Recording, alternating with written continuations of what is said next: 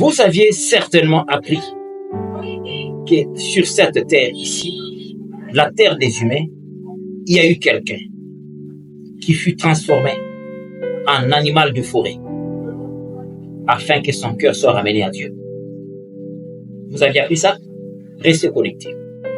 Il est dit en Romains, en Proverbe 3, verset 5, « Confie-toi en l'Éternel de tout ton cœur et ne t'appuie pas sur ta compréhension, ne t'appuie pas sur ton entendement. » La tendance humaine est de s'appuyer sur soi-même.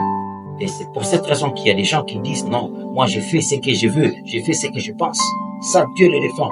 Et quand vous allez en Jérémie 10, au verset 23, on nous dit « A man's life is not his own. It is not for man to direct his step. » On nous dit « Les voies de l'homme ne sont pas à son pouvoir. Il ne revient pas à un homme quand il marche à pouvoir diriger ses pas. » Et cela est confirmé. Et d'ailleurs, en Proverbe 16 au verset 9, on nous dit que le cœur de l'homme peut méditer sa voie, mais c'est l'Éternel qui dirige ses pas. Et Dieu veut que l'être humain dépende de lui.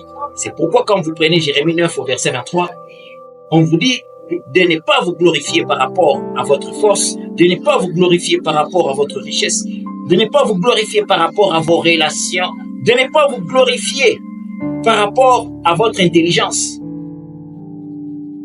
Mais vous devez apprendre à reconnaître que c'est Dieu qui est le maître de la bonté sur la terre, que c'est Dieu qui est le maître du droit sur la terre, que c'est Dieu qui est le maître de la justice sur la terre. Il faut reconnaître.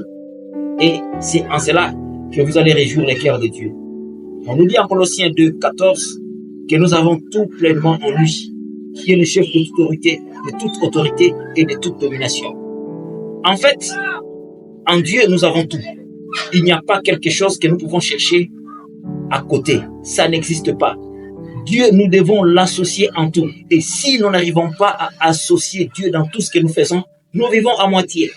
C'est pourquoi on nous dit en Proverbe 3, verset 7, « Reconnais-les dans toutes tes voies, reconnais-les, et lui aplanira tes sentiers. » Dieu, quand on reconnaît ce qu'il est, ce qu'il fait, il s'occupe du reste. Et c'est pour cette raison que vous avez vu en Daniel 4, au verset 33, un grand roi, tellement dominant. Il était devenu tellement puissant. Rappelez-vous de ce qui s'était passé en Daniel 3 quand il a pris Anania, Mishaël, Azaria, Nabuchodonosor, un roi tellement puissant qu'on devait adorer. Mais il a fait tout ce qu'il a fait. Il a dominé sur la Russie, la Syrie, il a dominé sur la Palestine. Il a détruit le temple de Jérusalem. Mais tout ça, Dieu le regardait. Mais quand Dieu a dit que les affaires de la terre m'intéressent, parce qu'il faudra noter que le but de la création, c'est l'univers, et le but de l'univers, c'est la terre, et le but de la terre, c'est l'homme. Il a dit, Nabuchodonosor, tu vas voir ce qui va se passer. Tu vas brouter l'herbe comme un animal. Et ça s'est produit, pas une journée, pendant 7 années.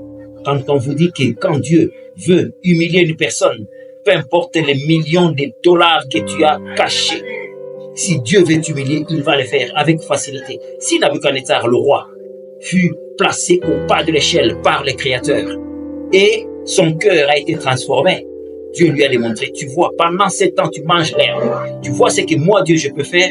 Donc, les affaires de la terre me concernent et m'intéressent. Et c'était une grande leçon pour Nabuchodonosor. Comprenez bien, on ne se moque pas de Dieu. Dieu doit être la priorité de priorité. C'est votre serviteur, Ben Alain Kitenge. Merci et à la prochaine.